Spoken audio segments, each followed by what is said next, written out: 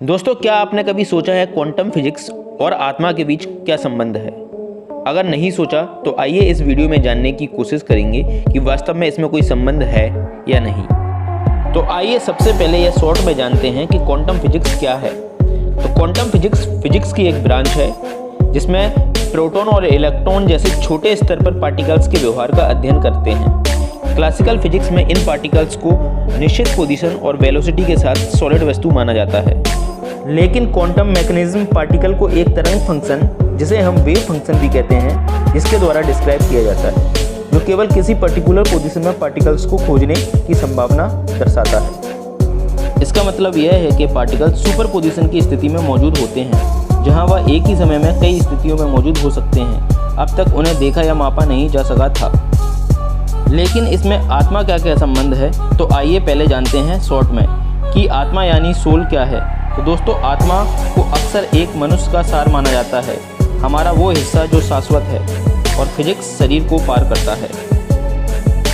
कहीं धर्म और परंपराएं बना दी गई हैं कि आत्मा हमारी चेतना, हमारे विचारों और हमारी भावनाओं के लिए जिम्मेदार है, जबकि आत्मा एक कंसेप्ट नहीं है। इसे विज्ञान द्वारा आसानी से सिद्ध किया जा सकता है, लेकिन कुछ रिसर्च की माने तो मन और आत्मा घनिष्ठ रूप से जुड़े होते हैं। तो सवाल होता है कि क्वांटम फिजिक्स और आत्मा के बीच क्या संबंध है।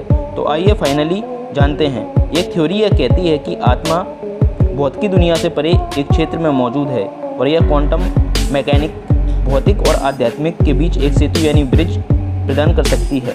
कई भौतिक वेदों ने यह सुझाव दिया है कि क्वांटम मैकेनिक्स के मूलभूत सिद्धांत जैसे सुपरपोजिशन और क्वांटम एंटेंगल न केवल पार्टिकल्स पर लगा हो सकते हैं कि चेतना और आत्मा पर भी लगे हो सकते हैं। इस थ्योरी के सबसे प्रसिद्ध समर्थकों में से एक भौतिकी ज्ञानी थे।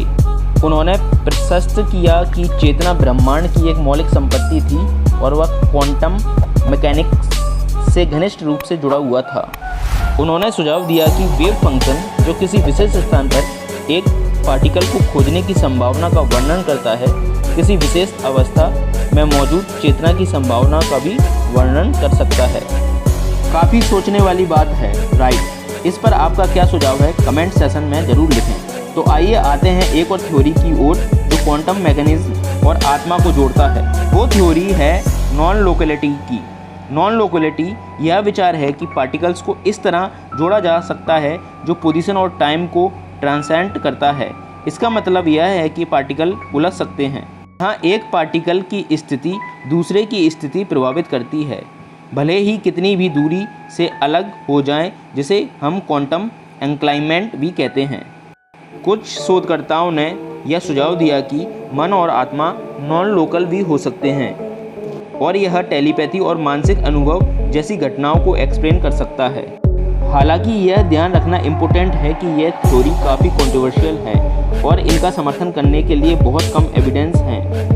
क्वांटम फिजिक्स और आत्मा के बीच सैरो साइंस का एक रूप है और ऐसे दावों का कोई वैज्ञानिक आधार नहीं है। तो हम क्वांटम फिजिक्स और आत्मा के संबंध के बारे में किया कंफ्यूजन निकाल सकते हैं, जबकि इस विचार की बारे में कहीं थ्योरी और विचार हैं। साइंटिफिक प्रमाण कभी भी निर्णयता यह कि वैज्ञानिकों द्वारा विचारों का पता लगाया जा रहा है कि हम जिस ब्रह्मांड में रहते हैं उसकी जमीनता और रहस्य क्या है। तो दोस्तों, आपको क्या थॉट्स हैं, इसे लेकर कमेंट सेशन में ज़रूर बताएं।